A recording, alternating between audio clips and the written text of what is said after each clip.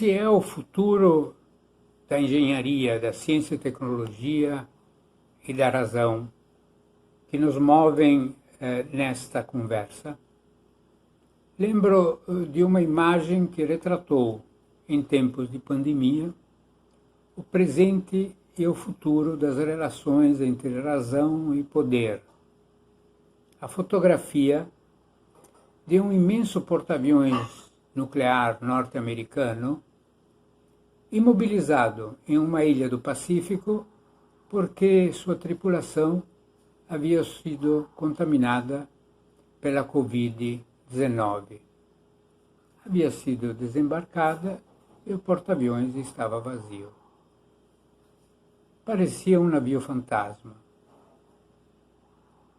A pandemia revelou a todos, de modo dramático, em tempos de computação quântica e de inteligência artificial, que pouco sabemos das viroses naturais, de seu modo de propagação e menos ainda de como se defender quando são malignas.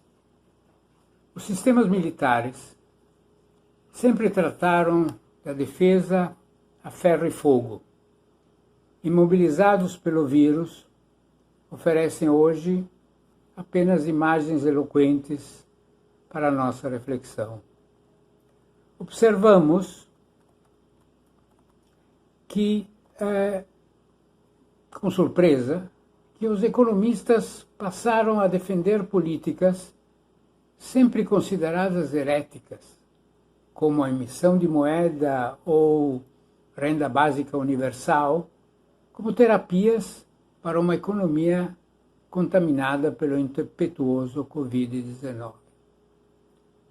Um micro-organismo que, em princípio, contamina a todos, quase por igual. Um quase que verificamos depender da renda e das condições de habitação. Os porta-aviões são uma arma de defesa da prioridade dos direitos de propriedade sobre os direitos humanos.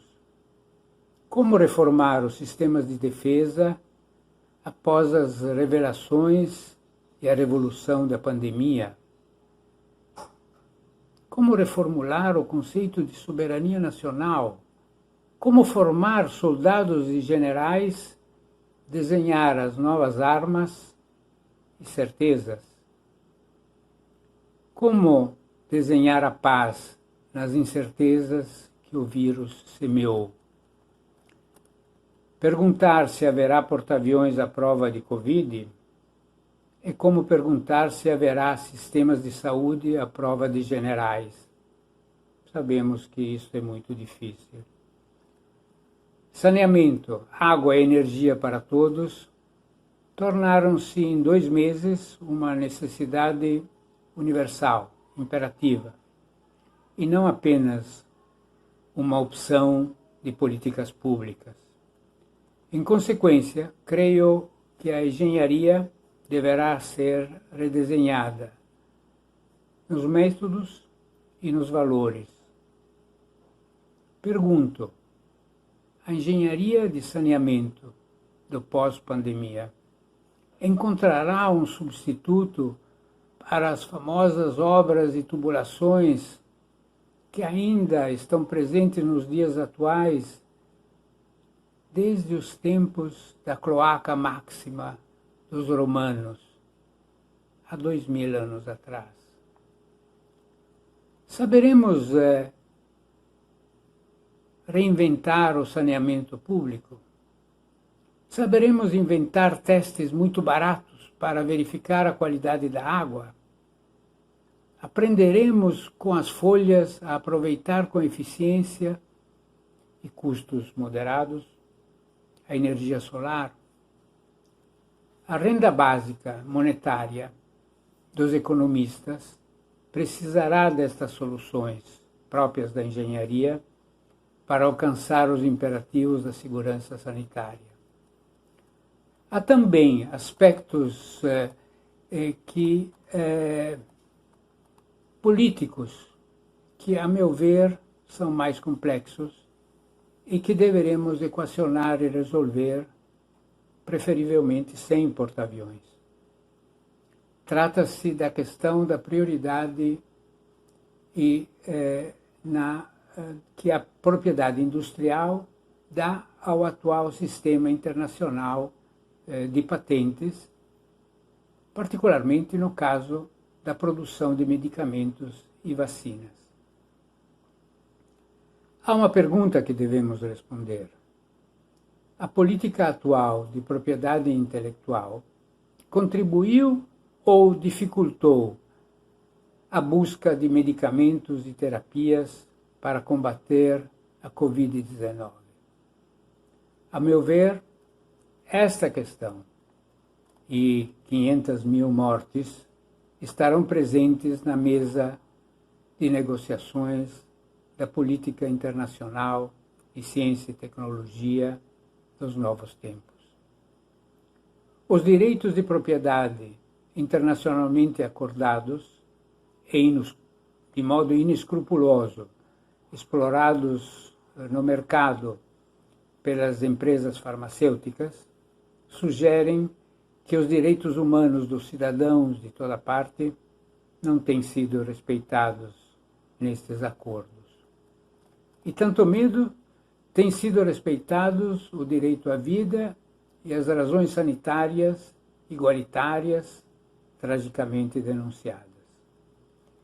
É bom lembrar que o presidente dos Estados Unidos, Donald Trump, ofereceu recentemente uma grande quantia de dinheiro em troca da exclusividade americana do uso de uma vacina, antes mesmo de saber se era eficaz.